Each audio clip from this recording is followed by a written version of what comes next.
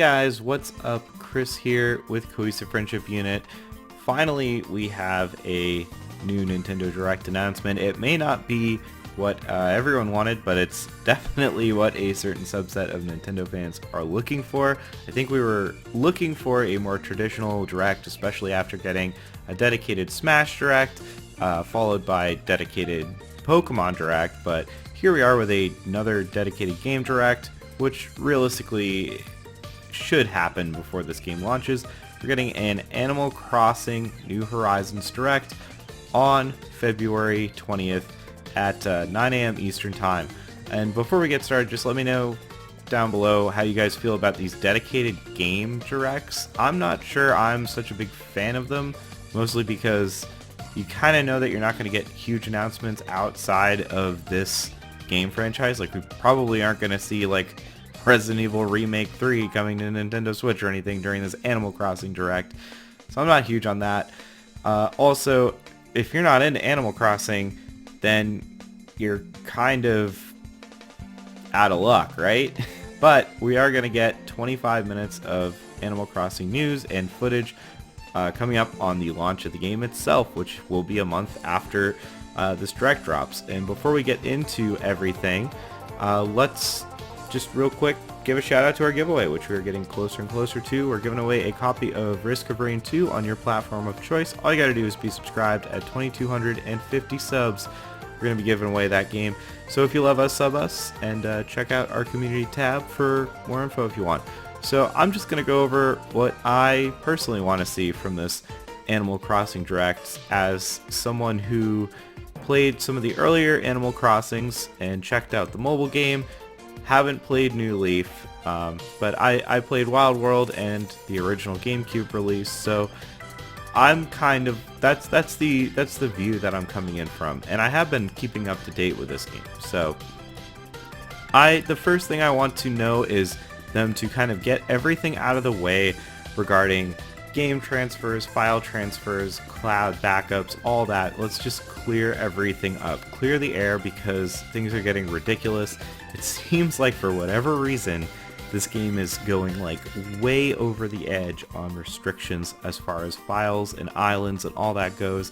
Seems like your island is going to be intrinsically tied to your Nintendo Switch. You cannot move that island to another Switch. If you have a secondary Switch, you can't move that one island. All of the profiles on that Switch are going to be using, and above that you won't be able to do cloud saves unless in the case of theft. So it seems like it is possible, but they're arbitrarily restricting it. So clear the air on that. Why are these restrictions here? Or lift the restrictions, but come up with a good reason why, at least.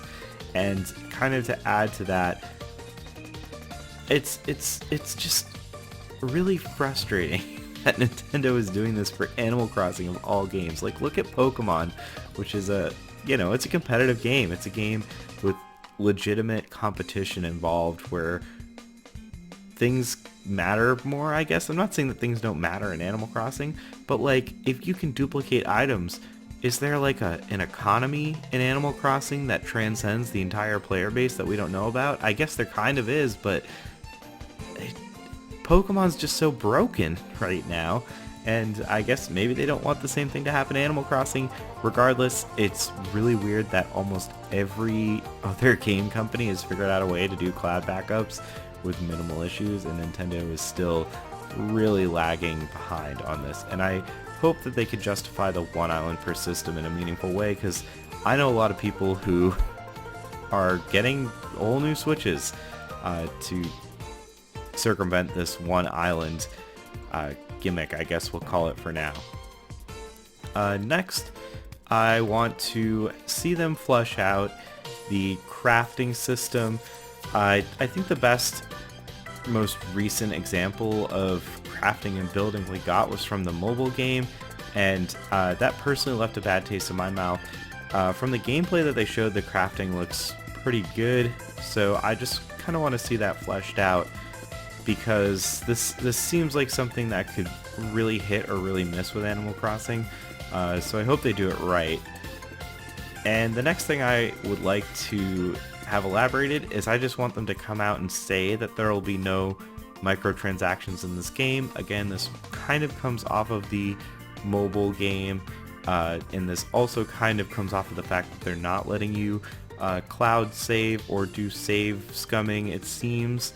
It looks like the thought might be that if you can spam items or clone items, then they would want to restrict that in an era of microtransactions. So I really just want them to, you know, get rid of all the tickets or whatever that Animal Crossing Mobile uses, and make it very clear to us that this will not be happening in New Horizons. And the last thing that I want them to kind of flush out is why someone who hasn't played Animal Crossing in a while or isn't interested in Animal Crossing, just give maybe some new reason to grab onto this game. The advertising materials have done a really good job at bringing in Animal Crossing fans. I've seen pretty much everyone I know who likes Animal Crossing is just dying to play this game, because they've nailed the HD art style of the game, they've nailed the aesthetic, they've nailed what they've shown in the gameplay department. It looks like they are kind of righting a lot of their wrongs off of Amiibo Festival, the mobile game, and Happy Home Designer, while it was, you know, a solid entry critically at least, it seems like they're putting all their energy, putting everything in the right direction for like long-term fans of the series. But people might not be into Animal Crossing, and I think that's totally fine. And I'm not saying that they need to make this game appeal to everyone, but I would be curious, and I would like for them to illustrate in this 25 minutes of gameplay why people like Animal Crossing, and why people, or why you might like this new Animal Crossing. It's really abstract to have a human-like person making friends with animals who has to pay a mortgage to a tanuki. So how is all of that going to mix into a satisfying gameplay experience, not just for Animal Crossing fans, but for Nintendo fans in general? I think that's something that they could really kind of push in a meaningful way during this direct with the 25 minutes. Really give a bite of the experience, a day in the life, so to speak, and show some neat things. I know, like, the original Animal Crossing had those NES games that you could just play in your house, and I know that sounds like dumb, but that's something that a lot of Nintendo fans would appreciate. If something like that came back and you're like, oh man, I can go in my tent and I can play the entire original Legend of Zelda, even though that's like a silly thing that you can already get from Nintendo Switch Online, it's that kind of thing that can draw in Nintendo fans, and that's something that I would like to see. Or even gear that's tied into games that you own on your Switch, like a Breath of the Wild shirt or something. Just little stuff like that. Maybe the Odyssey ship as like a globe that you can put down. Just cute little things that they could do to attract Nintendo fans, because I do want to see this game break out a little, and I think this is Animal Crossing's time to break out a little, coming on the Switch, coming in HD, being able to be streamed and video captured for the first time easily without specialized hardware. This is a big deal for Animal Crossing, so let me know what you guys think down below. Are you excited for this new Animal Crossing? But that's all for me. I will catch you next time.